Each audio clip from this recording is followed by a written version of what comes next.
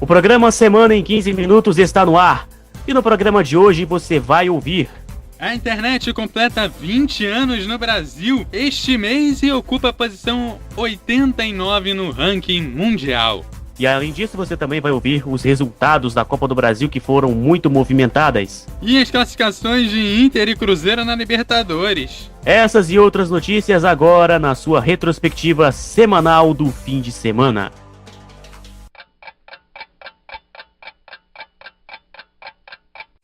Começamos o programa de hoje falando sobre a prova de ciclismo, a Volta da Itália, mas falando especificamente do ciclista italiano Domenico Pozzovivo, que falou que já se sente melhor depois de seus primeiros dias no hospital e que pretende voltar na Volta da Suíça, que ocorre entre os dias 12 e 21 de julho. O competidor caiu na terceira etapa da Volta da Itália, próximo à marca de 28 km para o fim, aonde acabou batendo a cabeça no asfalto e perdeu sua consciência por alguns minutos. Segundo Pozzovivo, ele já se sente melhor e ainda não está totalmente normal, mas melhor do que quando caiu e tem momentos que precisa recordar pouco a pouco. Ele disse também que estava em sua melhor forma e que pensa em focar na Volta da Suíça e retornar competitivo.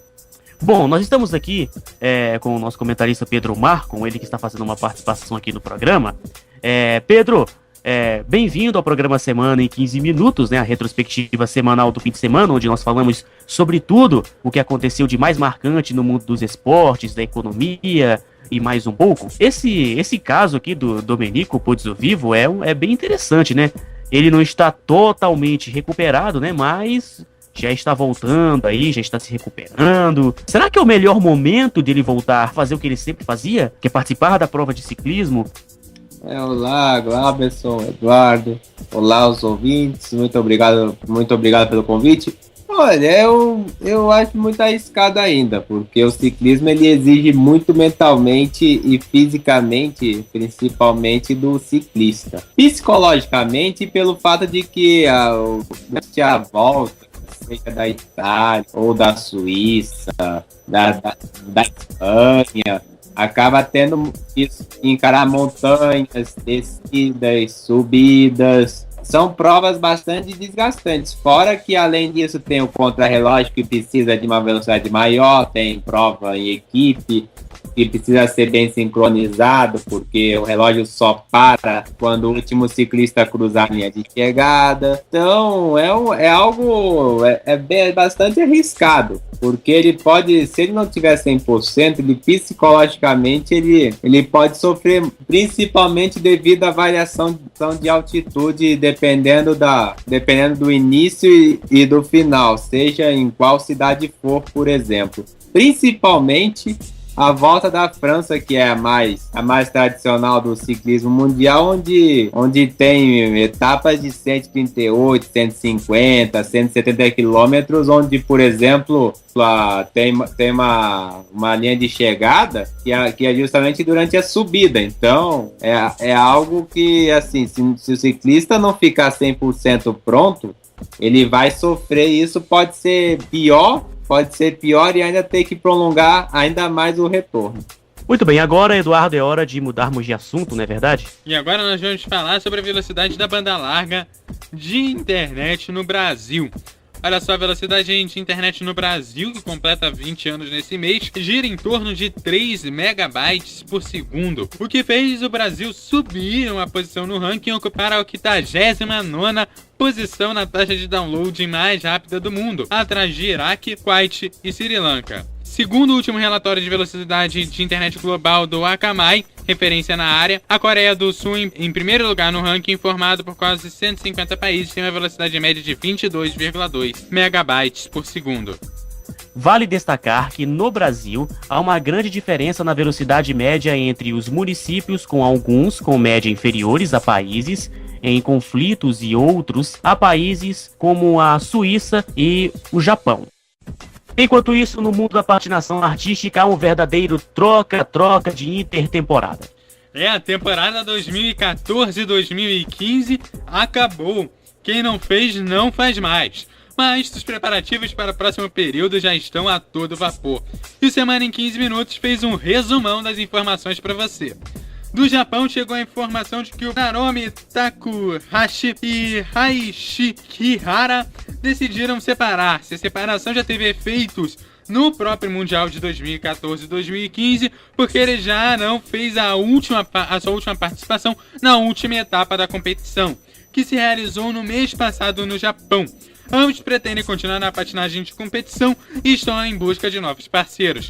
A decisão de separação ocorreu antes mesmo do fim da temporada. A patinadora sueca Victoria Heldsson anunciou o fim da carreira competitiva. Victoria pretende tornar-se treinadora e coreógrafa. Serafina Sarakovich, uma das mais promissoras jovens patinadoras russas, deixou o grupo de Eteri Turibetsi, a mesma treinadora de Julia Liptulskaya, que pôs fim na sua carreira competitiva em janeiro, após cair nas finais das Olimpíadas, perdendo assim a medalha de ouro, e na final do Mundial 2014 e 2015, na última competição de 2014. E Sergei Voronov.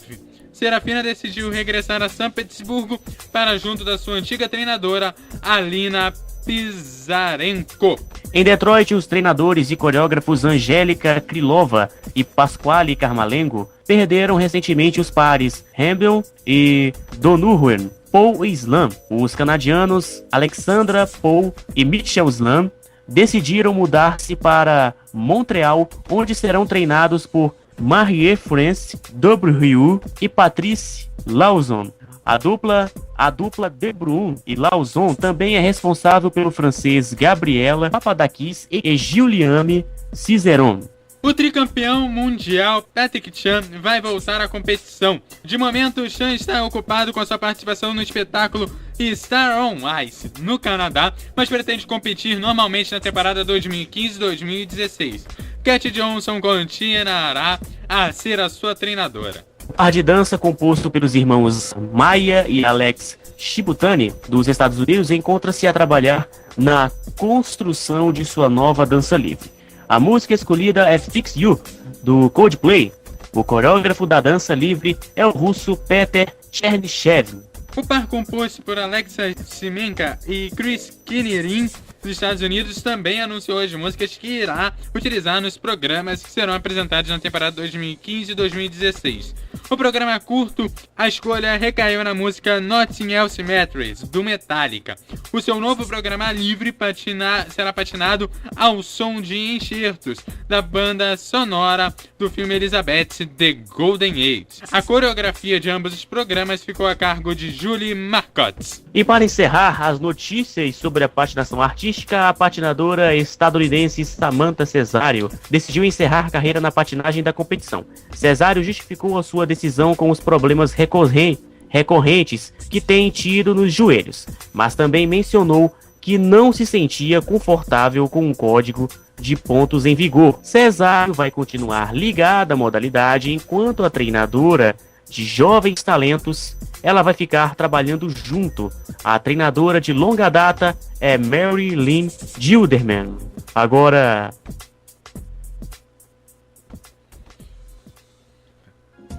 Boca Juniors e River Plate se encontraram pelas oitavas de final da Copa Libertadores da América no estádio La Bombonera, mas a partida acabou terminando em tragédia. No momento em que os jogadores do River voltavam para o gramado, eles foram atingidos por gás de pimenta quando retornavam do intervalo do jogo. No túnel de acesso ao gramado, a partida acabou sendo suspensa. Bom, gente, eu tô aqui com o Pedro Marcon, né, nosso comentarista esportivo aqui do Web Rádio Melhor do Futebol. Pedro, essa situação aí do Boca Juniors com o River Plate é uma situação bem delicada, né? Foi uma tragédia, foi algo horrível, jamais visto aí no futebol sul-americano e até mesmo mundial. Lamentável, né, Pedro? Sim, é lamentável, mas também não é surpreendente. Não é surpreendente porque infelizmente, quando se tem jogo em La Bombonera, a arquitetura do estádio, além do alambrado e a torcida que fica nessa parte inferior, que é justamente onde ficam os mais exaltados dos Barras, como é conhecido lá na Argentina, é bonito. Mas isso infelizmente acaba acaba de ver esse último Superclássico não foi diferente. Com a torcida mais exaltada, o que se viu, spray de pimenta, depois garrafas jogadas.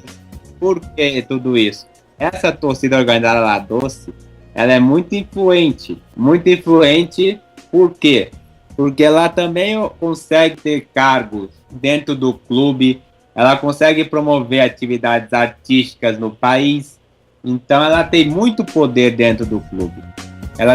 E isso acaba sendo perigoso. E é isso que isso acaba sendo tão perigoso que a gente acaba vendo cenas lamentáveis. Por quê? A polícia não faz nada porque o governo argentino acaba recomendando não fazer nada para justamente não tirar a vida dos policiais. E com todo esse império dessa torcida dos Barra Brava, a gente acaba vendo com muito mais frequência do que no Brasil essas cenas de barbárie. Essas cenas de barbárie que não surpreende justamente por causa disso que eu falei. Além do que pode parecer piada, mas é verdade que tanto Boca quanto o River nasceram no mesmo bairro. A La Boca, que é um bairro humilde, porém o River Plate resolveu sair desse bairro e justamente ir num bairro mais nobre de Buenos Aires. E por causa disso também, além dessa briga entre a classe operária, em que estava a torcida do Boca Juniors, do qual é muito identificado, com o River Plate, que é muito conhecido por gente nobre, por gente com muito dinheiro, tanto é que recebe o apelido de milionários, a gente acaba vendo justamente esse contraponto refletir no campo. Fora que o problema social também na Argentina ajuda e muito a gente ver cenas de batalha campal. Agora, isso infelizmente não é de hoje nem vai ser a última vez, porque tanto a diretoria, quanto o governo argentino, quanto as autoridades não fazem nada, justamente porque tem medo de serem ameaçados de morte e acabar perdendo a vida. Tanto é que um jornalista, até então do diário Olé, não sei se ele continua lá, escreveu um livro sobre a La Doce, contando todo o seu podridão, toda a sua influência, todo o seu poderio econômico, poderio político dentro do Boca Juniors. E depois que um dos integrantes da própria Barra Brava, dessa organizada, como a gente fala no Brasil, como é conhecido, a gente acaba... O que aconteceu exatamente foi que acabou recebendo ameaça de morte.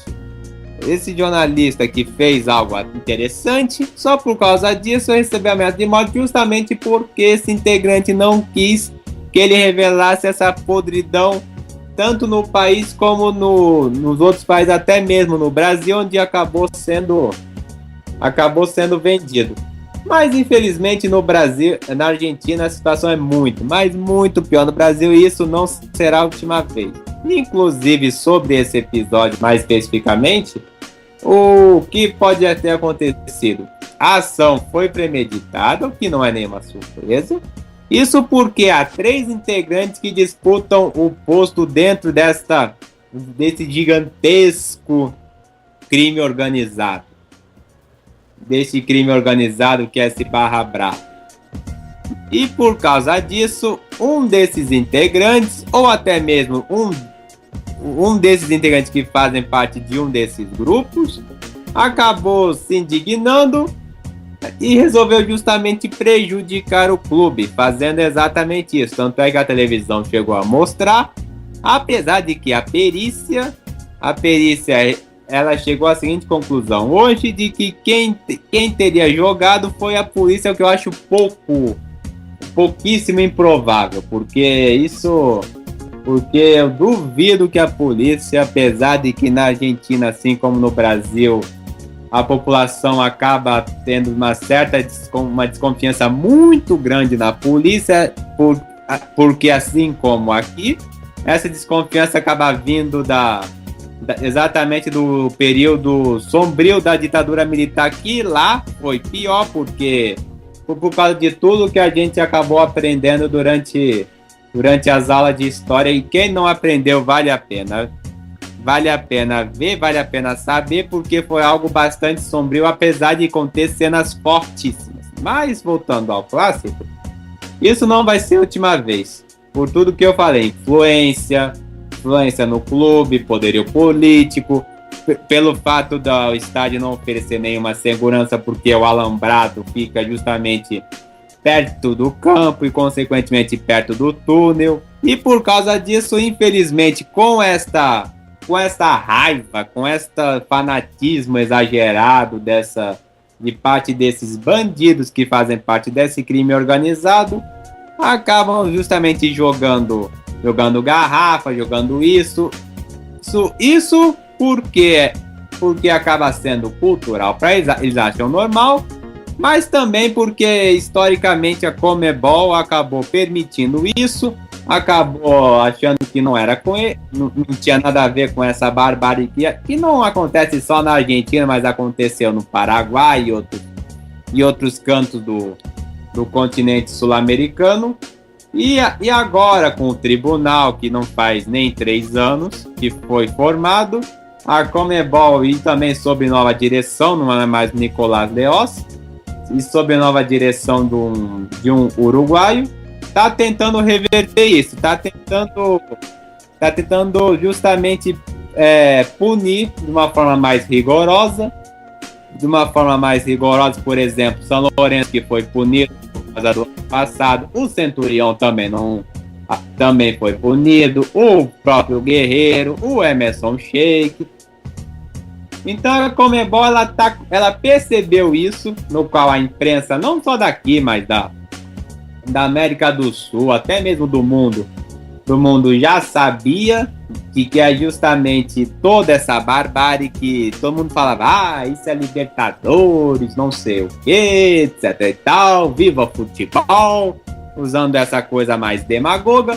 Só que, e também não esquecendo aquele episódio do Kevin Espada, e agora, sob nova direção, finalmente a Conmebol está abrindo os olhos, e de fato, aos poucos, eu acredito, com essas punições bem mais rigorosas, pode ter certeza que agora as torcidas, até mesmo essas pessoas que acham que podiam tudo, vão acabar se policiando. Em outras palavras, não só o estádio deles, como também a torcida, quem vê assim na televisão, vê aquela coisa bonita, né?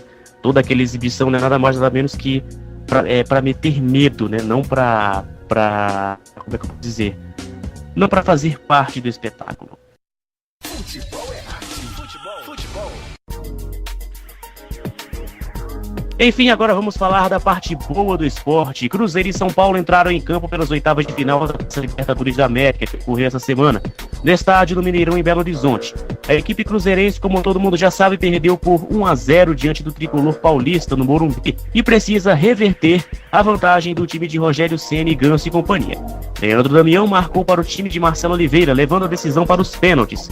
Já nas penalidades, a equipe celeste venceu pelo placar de 4-3